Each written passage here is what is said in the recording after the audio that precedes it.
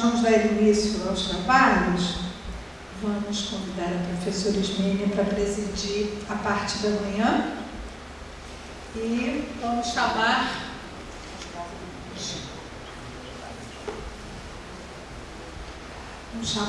a professora Regina Luz Moreira, do CPDOC, que vai falar sobre o interventor Desembarque Niterói, Amaral Peixoto e o Estado do Rio de Janeiro nos álbuns fotográficos de Dona Alcira.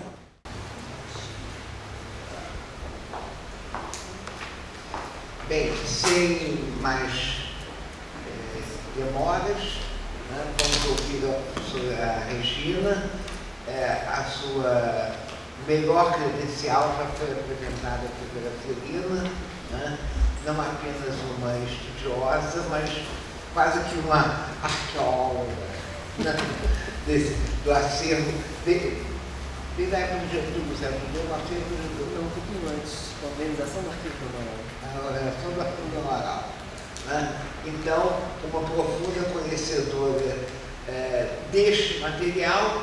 E mais do que isso, uma autora de reflexões críticas, né, de análises sobre a produção pensada a partir desse precioso material inédito que ela foi uma artífice na elaboração desses instrumentos, desses inventários, dessas organizações todas. Então vamos ouvir a Regina. Bom dia. Antes de mais nada, eu gostaria de agradecer o convite do Museu Lugar, né, para participar desse evento, em especial a Nora e a Andréia. Bom, ao receber o convite para participar, eu fiquei pensando de que forma que eu poderia falar de Amaral, né, o que eu gostaria de falar dele, já que eu tinha organizado o arquivo e nos últimos 2 anos eu vinha participando da organização dos arquivos de Dona Alzira, dos álbuns fotográficos de Dona Alzira, né? Esses álbuns, inclusive, estão sendo já divulgados no portal do CPDOC desde o início desse ano. A grosso modo, são imagens que cobrem o período compreendido entre as décadas de 20 e 1980. E eles têm diversas origens, né, entre os que foram oferecidos ao Dr. Getúlio, os que foram oferecidos ao senador Amaral Peixoto e os poucos, em especial os mais antigos, que tinham sido feitos pela própria Dona Alzira, né? Principalmente aqueles álbuns quando ela ainda não tinha entrado na faculdade de Direito. Alguma coisa do período de Porto Alegre, uns 2 ou 3, ainda do início dos primeiros anos de Rio de Janeiro. Muito que bem, mas como relacionar esse recorte temporal, a trajetória de Hernani na interventoria, com o trabalho dos álbuns? Eu acho que esse caminho me foi dado pela própria Dona Alzira, enquanto eu comecei a manipular as minhas observações feitas ao longo do trabalho, né?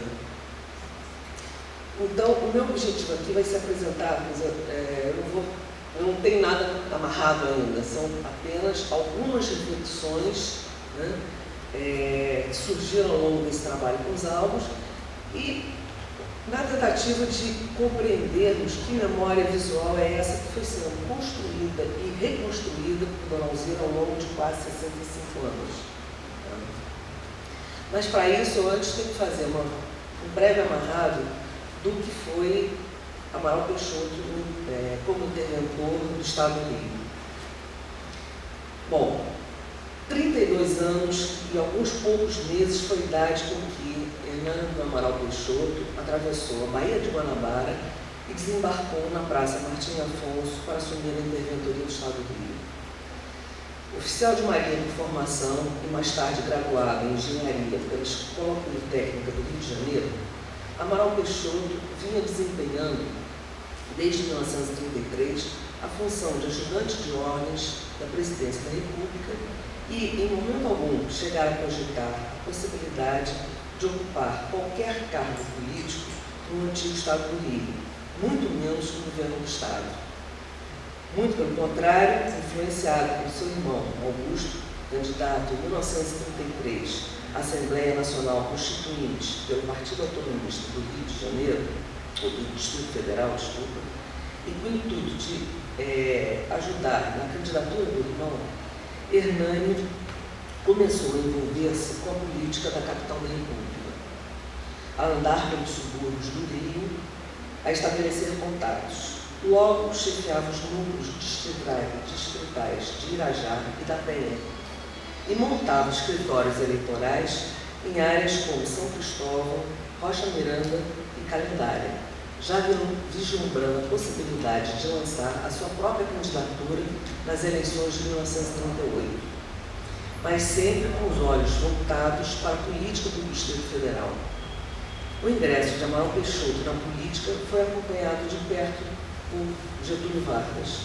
Em seu depoimento ao CPDOC, Amaral disse que o Dr. Getúlio perguntava: então, quer ser deputado? E a sua resposta completava: você tem jeito, o Augusto está muito bem. Faça isso, você pode ajudar muito seu irmão, você pode ser um bom deputado. Discretamente, assim estimulado, aos poucos, o ajudante de ordens foi sendo designado para algumas missões políticas, atuando ora como emissário do presidente da República, ora como seu observador. E foi numa dessas ocasiões que Amaral Peixoto começou a se aproximar, ainda que indiretamente, da política fluminense, ao acompanhar de perto o impasse provocado quando da eleição do almirante Protógeno Guimarães para o governo do Estado do Rio de Janeiro em outubro de 1935. Eleição essa contestada pela União Progressista Fluminense junto à Justiça Eleitoral. Cada vez mais, o Estado do Rio deixava à mostra uma complexa estrutura política na qual o governo revolucionário não lograra se organizar politicamente de forma autônoma, dependendo sempre de alianças com os tradicionais setores oligárquicos. Em 1937, a campanha para a sucessão presidencial se intensificou a luta entre os políticos fluminenses, embora o governador Protógenes Guimarães assumisse posição neutra diante da questão sucessória. Os conflitos se agravavam a partir de março devido aos sucessivos pedidos de licença de Protógenes, então já muito doente, ficando o governo nas mãos do presidente da Assembleia Legislativa, Heitor Collet, que não contava com a simpatia de Vargas, por sua vinculação com o então senador José Eduardo de Macedo Soares. Ao longo do ano, Amaral Peixoto, que já vinha articulando sua candidatura à Câmara Federal, teve seu nome cogitado por 2 vezes para substituir interinamente a Protógenes Guimarães. Na última oportunidade, o convite viera do próprio ministro da Justiça, José Carlos de Macedo Soares, com a alegação de que o nome do ajudante de ordens da presidência contaria com o apoio de diversos grupos políticos fluminenses para ocupar a interventoria até a realização das eleições estaduais. Todas as investidas, no entanto, foram recusadas por Amaral Peixoto, por considerar que o governo fluminense seria uma interventoria de curta duração que inviabilizaria sua candidatura como deputado federal em 1938. Na véspera da implantação do Estado Novo, ou seja, 9 de novembro de 1937, às vésperas, Amaral Peixoto foi nomeado interventor, indicado pelo grupo político liderado por José Eduardo de Macedo Soares, que pretendia estabelecer apenas um mandato tampão, para então assumir ele próprio o governo do Estado. Décadas mais tarde, ao gravar seu depoimento a CPDOC, Amaral Peixoto recordaria a precariedade de sua chegada a Niterói. Na primeira noite de governo, não tivera onde dormir, já que o palácio ainda estava sendo arrumado, e como havia avisado em casa que ficaria em Niterói, acabou dormindo mesmo no Palácio do Catete, em seu quarto de ajudante de ordens. No dia seguinte, já de volta a Niterói, deu início ao governo.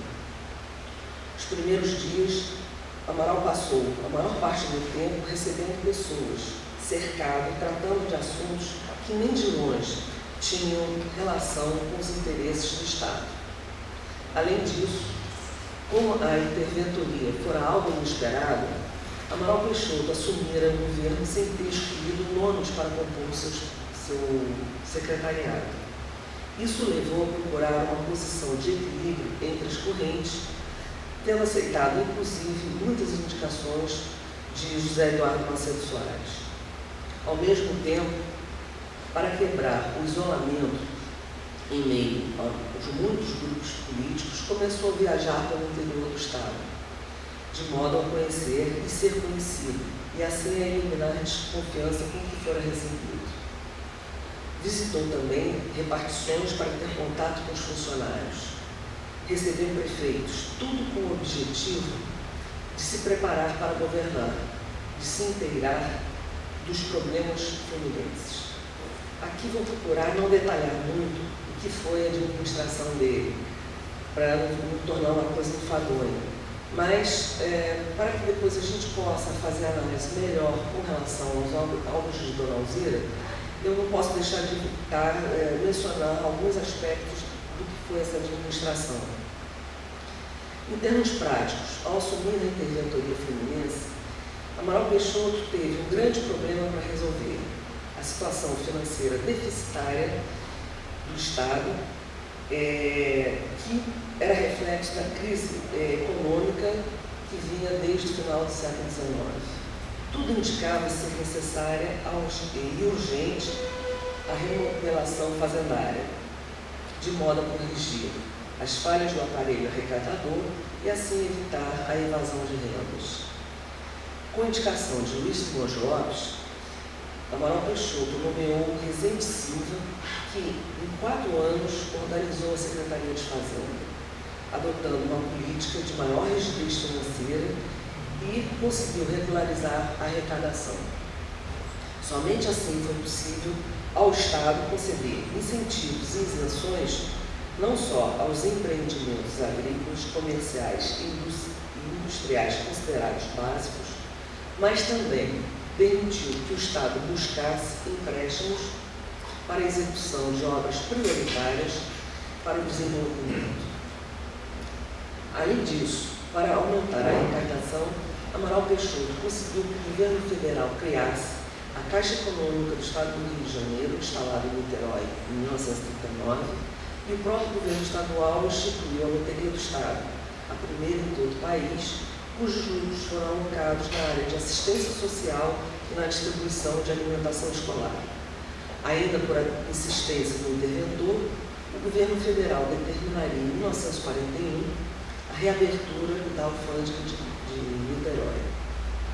O plano do governo, contudo, só foi sendo montado gradualmente, na medida em que a reforma financeira ia se consolidando.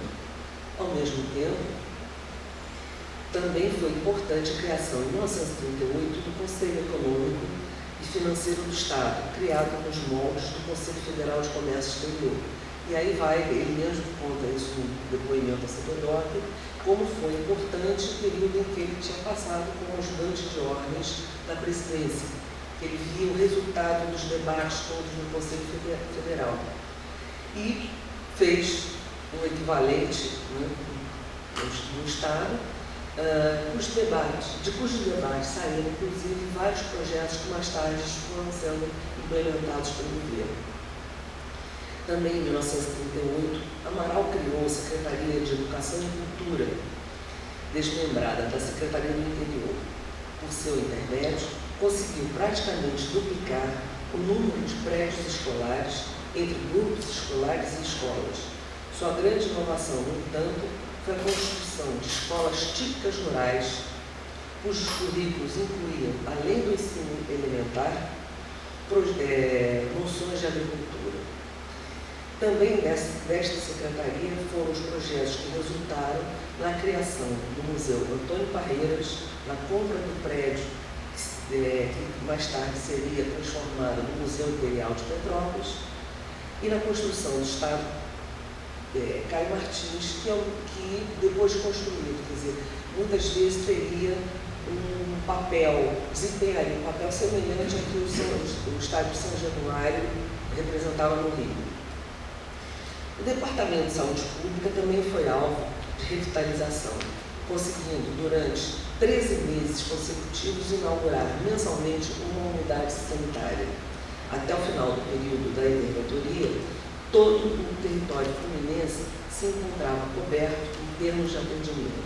Além disso, foram criados o Laboratório Regional em Campos, o Dispensário de Tuberculose de Nova Friburgo, o Hospital Psiquiátrico e iniciada a construção do Hospital Antônio Pedro, ambos em Niterói. Outro setor que sofreu profunda reformulação foi compreendido pela Secretaria de Interior, Justiça e Obras Públicas, que deu origem à Secretaria de Agricultura, Indústria e Comércio. A essa nova secretaria coube o projeto de criação da usina hidrelétrica de Macabu, inicialmente entregue a um consórcio de firmas japonesas, mas que com a guerra passou a ficar sob o encargo do próprio governo do Estado. Além disso, foram criadas residências agrícolas dotadas de agrônomos e técnicos rurais, e criada a Comissão Executiva do Leite, atual CCPL, que, ao eliminar intermediários, acabou por beneficiar produtores e consumidores. Quanto à política do setor industrial, a tônica adotada pelo governo Amaral Peixoto foi de incentivo à instalação de novas indústrias no Estado, tal como ocorreu com a Companhia Vidreira do Brasil, a Companhia Siderúrgica Nacional e a Fábrica Nacional de Motores. O mesmo foi feito com relação ao setor de turismo, que recebeu incentivos fiscais para a construção de hotéis como o Higino, o Quitandinha, o Petrópolis e o Hotel Jararuama. Também resultante... Parque Hotel. Obrigada. Também resultante deste mesmo desmembramento foi a criação da Secretaria de Viação e Obras Públicas, que passou a se dedicar agressivamente à implantação de um programa rodoviário. Este, sim, o único programa a que Amaral Peixoto se dedicou pessoalmente e para a qual formou toda uma equipe de engenheiros que ele havia conhecido como ajudante de ordens ainda, ao percorrer as obras de saneamento da Baixada junto com Getúlio Vargas. Engenheiros esses que passaram a integrar a comissão de rodagens, tá, e cujo trabalho resultou o primeiro plano rodoviário. Tá? E o resultado foi a construção, nos anos de interventoria, de 700 quilômetros de rodovias. Né? Rodovias essas que não apenas para facilitar a ligação das cidades importantes, mas como também irrigando essas rodovias. Né? E foi também criada uma divisão de auxílio aos municípios, responsável pelos convênios que fariam essas ligações entre os troncos estaduais e as sedes municipais. Em linhas gerais, estas foram as principais atividades do governo Amaral Peixoto no estado do Rio de Janeiro, atividades essas que se encontram fartamente ilustradas nos autos de Dona Alzira, como a gente vai poder observar um pouco mais tarde. Aliás, deixa eu falar alguma coisa aqui. Bom. Mas agora eu gostaria de falar um pouco do que o universo compreendido por esses álbuns. Quer dizer, esses álbuns foram, como a Celina falou, foram para o CPDOC, né, depois do falecimento de Dona Alzira. São 101 álbuns fotográficos e mais de 10.000 fotos. Eu me dei a pachorra de contar uma vez. Não foi a pachorra, mas eu tinha que fazer relatório. Né? Enfim. E Dona Alzira é tradicionalmente, enfim, mais do que reconhecida como gestora da memória de Getúlio Vargas. A guardiã da memória, como diz Ângela Gomes no artigo publicado pela revista Acervo do Arquivo Nacional. A especificidade deste material, no entanto, começa pela própria origem. Um rápido olhar já nos permite constatar a profunda interligação entre as memórias de Getúlio Vargas, Alzira e Hernani Amaral Peixoto, e que de início provocou dúvidas entre a nossa equipe lá no CPDOC quanto à proveniência. Seriam álbuns do Dr. Getúlio, seriam álbuns de Amaral Peixoto, de Alzira, enfim. Se em um primeiro momento tendíamos a achar que esse material pertencia ao arquivo de Getúlio Vargas ou ao arquivo de Hernani Amaral Peixoto, logo nos demos conta de que, na realidade, todos os álbuns acabavam sendo fruto do trabalho de acumulação de Dona Alzira, e principalmente da sua interferência nesses álbuns. Afinal, mais do que gestora da memória de Getúlio Vargas, Alzirinha tornou-se, ao longo dos anos, a verdadeira gestora da memória familiar, da memória Vargas Amaral Peixoto. Esta era a certeza que nos faltava de início, e que explicou o porquê de muitos deles, identificados inicialmente como álbuns oficiais ofertados a Getúlio Vargas ou a Hernani Amaral Peixoto, terem se transformado em álbuns de Dona Alzira. Praticamente todos apresentavam em comum a sua interferência, que muitas vezes não se limitava a ocupar os espaços em branco, as páginas em branco, com imagens totalmente diversas do motivo inicial do álbum, chegando mesmo até a substituir imagens oficiais de cunho oficial por outras de seu interesse, o que não quer dizer que não fossem fotos também oficiais, muitas das vezes. Né? Essa substituição poderia ser de oficial para privado, mas também podia ser oficial para oficial. É este o primeiro ponto que eu gostaria de chamar a atenção. Ao identificarmos esse trabalho de montagem, desmontagem ou remontagem feito por Dona Alzira em seus álbuns, nos perguntamos qual a dimensão da sua intencionalidade. De quantas memórias Dona Alzira teria sido criadora? Seu compromisso com a memória do pai está mais do que claro, não apenas na preservação do seu arquivo, mas também na escrita do seu livro de memórias, Getúlio Vargas, meu pai, e, mais do que tudo, em seu depoimento ao CPDOC, possibilitar a quem se interessasse ter acesso ao que chamava a verdade política sobre Vargas, que tantas e tantas vezes fora, ainda segundo as suas palavras, deturpada e esquecida. Mas, e quanto à memória de Hernani? Como teria sido esse trabalho de elaboração da memória visual, da trajetória de Hernani Amaral Peixoto e, em especial, de sua trajetória frente à interventoria do Estado do Rio de Janeiro? Um primeiro choque, vamos assim dizer, que eu tive foi quando eu comecei a preparar o material para ver o que eu ia fazer aqui, de apresentação. Pela primeira vez eu tive a oportunidade de parar, ler as observações que eu tinha feito para cada um dos álbuns e tentar, de certo modo, avaliar o que eu estava vendo, o que eu havia lido. E ao contrário de tudo que sempre pensamos na equipe de pesquisadores documentalistas do CPDOC, a maior parte dos álbuns, positivamente, não eram de Getúlio Vargas, não eram sobre Getúlio Vargas. Dos 101 álbuns, praticamente todos vamos encontrar fotos de Hernani Amaral Peixoto, diluídas entre fotos pessoais, como as da Escola Naval, familiares, na sua excursão na Europa, ainda em 30, 32, combatendo os revolucionários constitucionalistas de 1932, como ajudante de ordens, interventor, mais tarde governador, ministro e embaixador. Ou seja, as imagens contidas nesses álbuns acompanharam praticamente toda a trajetória de Hernani Amaral Peixoto. E mais da metade deles, para ser exato, 52 álbuns, podemos encontrar um farto material cobrindo o período da interventoria.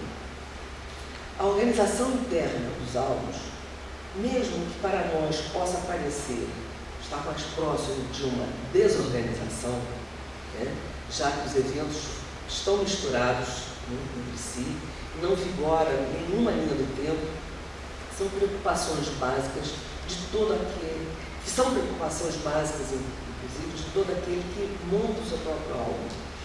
É comum, né, a cena de a gente espalhar por uma mesa as fotografias familiares, vamos separar por dossiês, vamos separar por uma cronologia. Esse daqui devia ter 10 anos, esse aqui tinha 15. Né?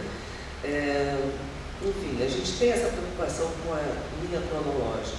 Até mesmo quando a gente lida com fotos digitais, a preocupação que a gente tem é montar dossiês para facilitar essa recuperação. Né? No caso dos álbuns de Dona Alzira, no entanto,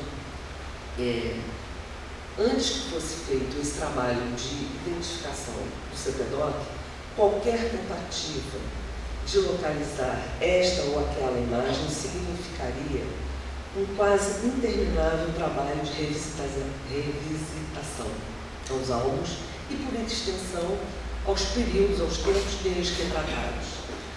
Aí cabe até um parênteses, eu não sei nem até se havia alguma intencionalidade dela nisso. Porque nós passamos um pouco por essa situação na ocasião das exposições do cinquentenário da morte de Getúlio. A gente tinha uma grande demanda externa para atender e as fotografias, ai meu Deus do céu, eu já vi isso, mas qual era o álbum? Era aquele de capa de madeira? Não, era um de capa de couro. Quer dizer, a gente mesmo dentro da equipe, como ainda não estava organizado, a gente tinha que folhear e folhear e folhear. Bom, mas como se dá esse processo de montagem, desmontagem e ou remontagem dos álbuns por Dona Alzira? Uma primeira constatação que surge quase que de imediato é ver que, na maioria deles, há papéis, pedaços de papéis, não apenas com a identificação de locais e datas, mas muitas vezes de pessoas. Anotações estas que também começaram a surgir, anotadas na face da emoção da fotografia, tá? Quase sempre escritas com uma caneta esferográfica vermelha. Ou com caneta de tinteiro, eu diria quase que de pronto, a tinta preta foi usada nos primeiros álbuns. Rio Grande do Sul, o início da estada aqui no Rio, 31, 32 no máximo. Né? Já a vermelha, isso ficou para um segundo momento de rememoração, acredito. A preta parece ter sido escrita no calor da hora. A vermelha, acho que já houve um espaço de tempo entre a produção da imagem e sua colagem em álbum de identificação. Mas tudo isso são suposições ainda sem nada de concreto que comprove. No caso dos álbuns, em que pude identificar a interferência do próprio Hernani Amaral Peixoto, contudo, essas suposições assumem uma concretude mais definida, quase definitiva. Os papeizinhos com suas anotações, muito provavelmente foram feitos por ocasião da publicação do seu depoimento ao CPDOC, em 1986. Em especial, pode-se observar isso com relação às fotos da Escola Naval, em que foram recuperados os nomes de cada um de seus colegas de escola. E algumas passagens de seu governo, como a visita às obras de Macabu, ou então homenagens e recepções do período da Embaixada. Especial as que envolviam a Marinha. Nota-se, inclusive, sua preocupação em não deixar passar ninguém sem identificação, o que nos permite questionar até onde vai o trabalho de memória, até onde começa o de reconstrução. O de recuperar os dados através do contato de amigos, livros e cadernetas.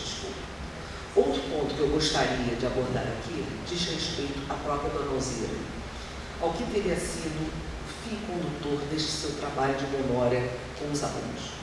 Uma vez, conversando com Ângela Gomes sobre as fotos, ela chamou a minha atenção para como Dona Alzira via sua própria atuação como primeira-dama. Se isso não teria alguma ligação.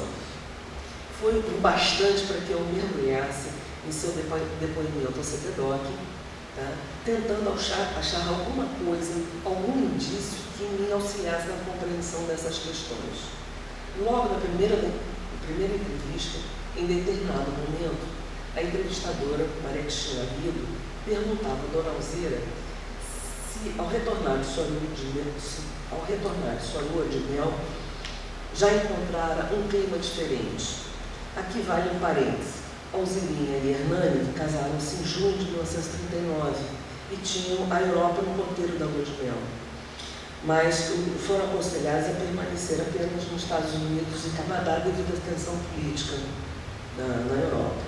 Bom, a resposta de Dona Alzira foi: o clima, de uma certa maneira, era o mesmo que eu havia deixado, apenas havia mais trabalho. Além de minhas funções de oficial de gabinete e de filha de presidente, agora eu acumulava as de mulher de governador do estado do Rio. Ainda havia várias obras sociais às quais eu estava me dedicando.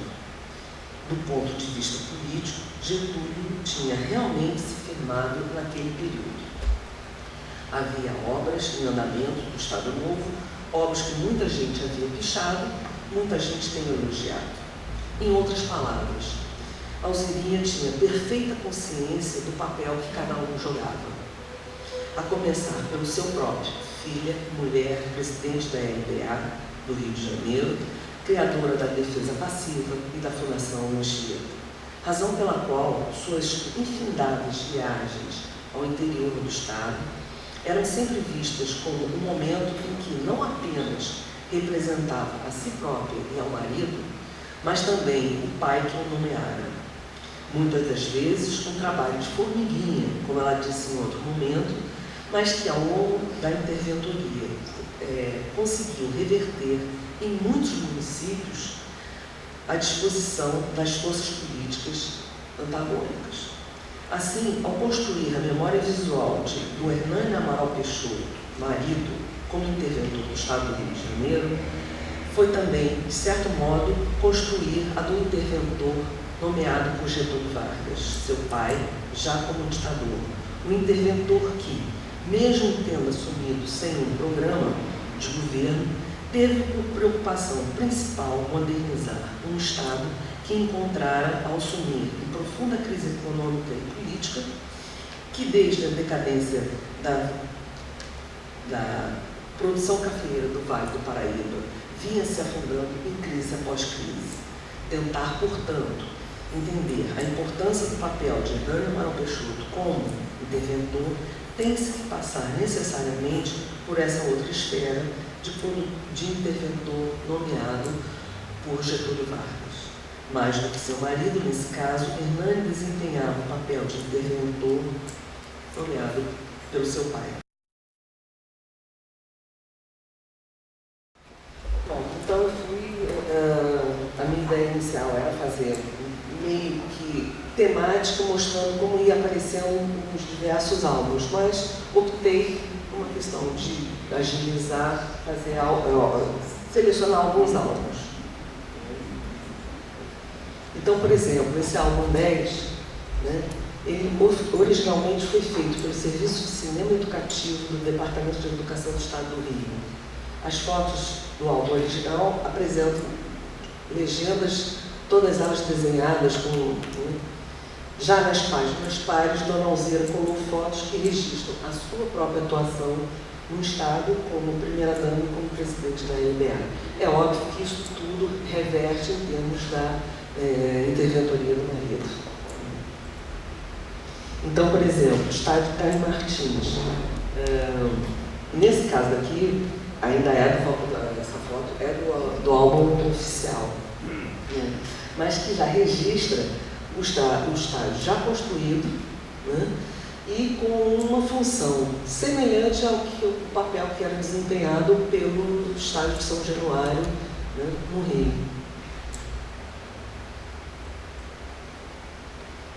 Também no Congresso Eucarístico.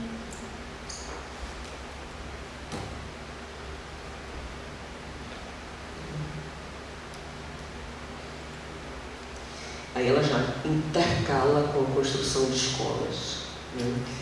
Eu acho que das obras, o que a gente mais vê ao longo dos anos, estradas de rodagens e escolas, tá? De uma profusão, quer dizer, aqui eu acho que é o buraco do Jura, não sei onde é, do Juca, ou Jura, não sei onde é a letra, mas enfim, acho que fica em Niterói.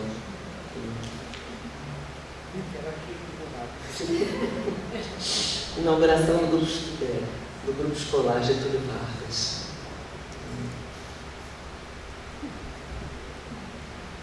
Aí já, álbum 17, é todo ele, Escola Naval, Hernani. Tá? E essas fotos daqui, quer dizer, essa daqui eu acho que ele não chegou a identificar, mas através de outras que ele ia identificando os companheiros, né, eu pude identificar muitos desses que aparecem aí. Escola Naval. Escolas rurais, por exemplo, que a gente... Né, isso daqui é de 1942, essa foto.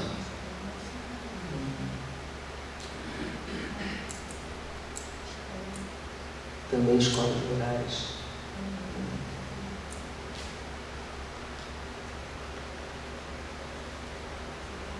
Grupos escolares. Isso daí é José Bonifácio. Também em Niterói.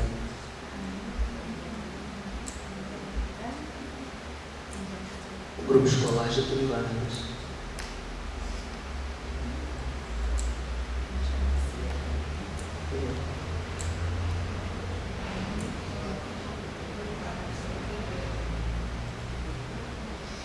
Bom, no álbum 19, então a gente tem a visita à Barra do Piraí, que ele, inclusive, no depoimento dele, na entrevista, ele diz que ele, de início, assim que ele tomou posse, ele ia com toda uma entourage visitando o interior, até que ele percebeu o seguinte: o mesmo grupo de pessoas que acabavam isolando aqui no Ingá, dele ter contato com o povo, era o que estava acompanhando a ele nas viagens. Então, ele deu um basta nisso, assim, vamos conhecer, né, sozinhos. Quer dizer, era ele, mais um secretário, enfim.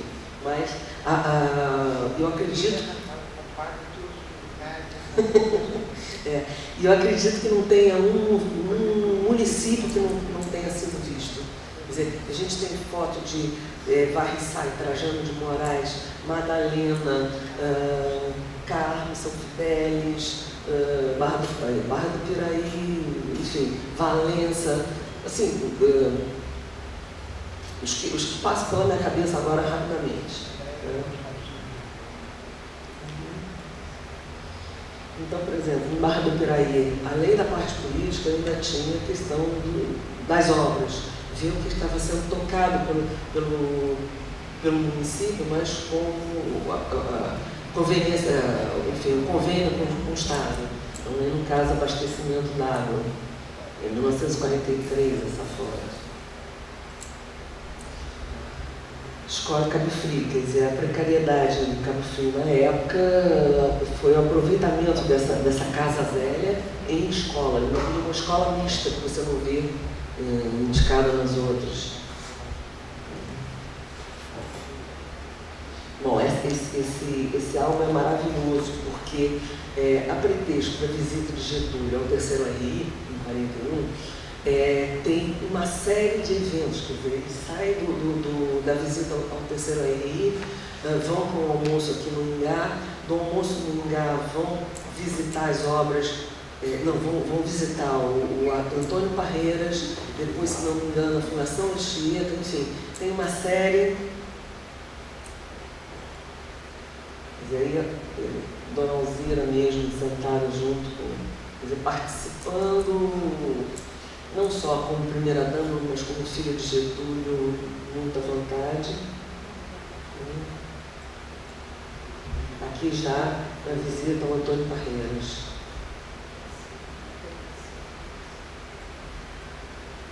Aqui uma visita à Fundação Anchieta.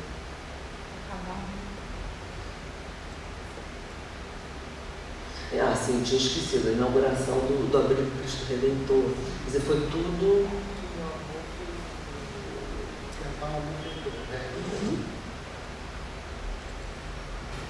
Bom, aula 24, Semana de Caxias e Niterói, feito pelo Serviço Educativo, Departamento de Educação, e a concentração foi realizada na Praça Enéas Castro Barreto. Contou com a presença do interventor, do Ministro da Educação, Gustavo Capanema, do Secretário de Educação, Rui Buarque, e do Prefeito de Niterói, João Francisco Brandão. Quer dizer, a presença de Capanema também é uma coisa interessante, que com uma certa frequência ele está visitando as obras de escolas, ou visitando escolas, quer dizer, quase que como um aval, né, do governo do Estado, do governo federal.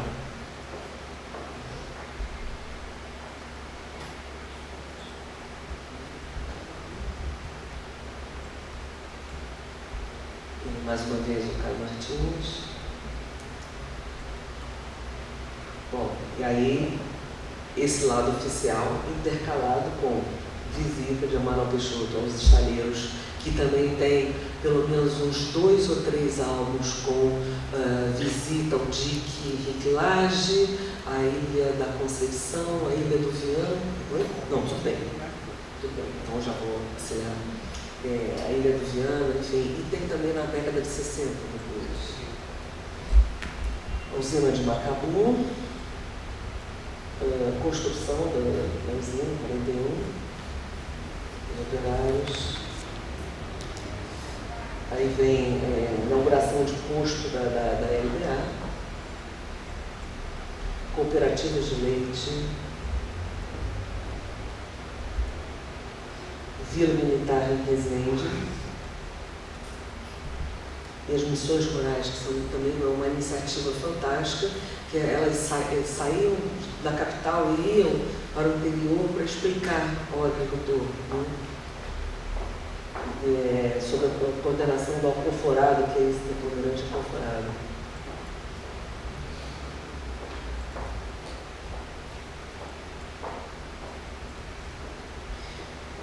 Bom, isso daqui eu acho que a gente pode passar um pouco mais rápido.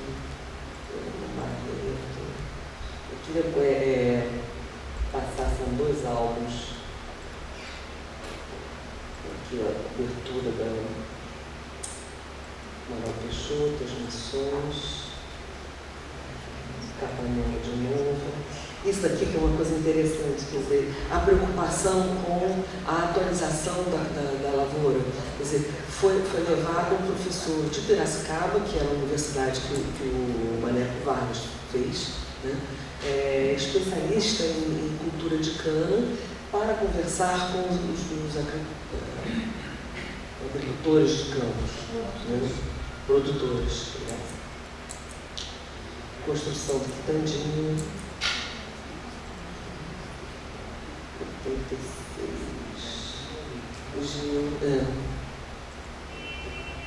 Aqui é a ida dele para a região do Norte Fluminense, chegada em Monerá, né, intercalado com a construção de Angra, da estrada de Angra.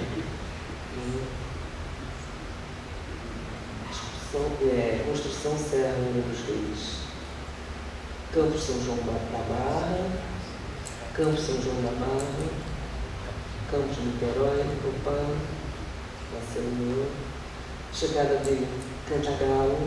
Agora, esse álbum é uma maravilha, não só, porque são quase 400 fotos, mas começa com a visita oficial do presidente Giro Morenino, né, E visita oficial essa que ele é levado no trem presidencial pela região toda de Resende, Volta Redonda e Petrópolis.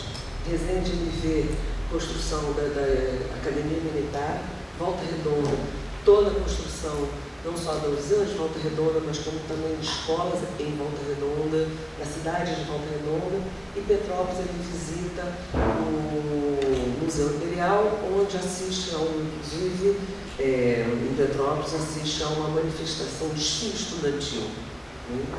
Então, era quase que a apresentação do Estado Novo, resultado direto da administração Amaral, né? E que Volta Redonda é a grande estrela, sem dúvida nenhuma. Eu vou aqui só apressar um pouquinho, que já me deram a puxadinha no tempo. Essa construção era a sede da Fazenda Santa Cecília, que hoje ainda continua, se não me engano, como um hotel. Aqui com o Macedo Soares mostrando os planos todos da construção da usina, a própria construção, a própria usina aqui, o museu que o Estado tinha comprado o prédio, a visita do Moniego pelo museu, ele contigo, os pantufas, o desfile estudantil, Getúlio e a Academia Militar. Aqui já é o Macedo Soares explicando a construção para o Hernani.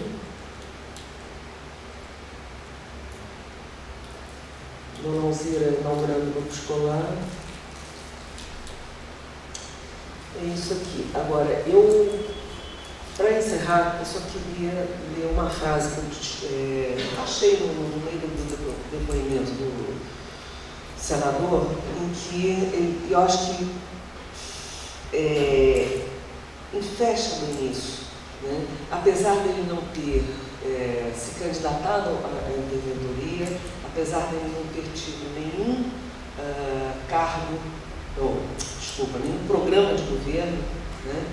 Ele teve a sabedoria de entender que o homem político só vale alguma coisa quando tem o seu Estado atrás de si.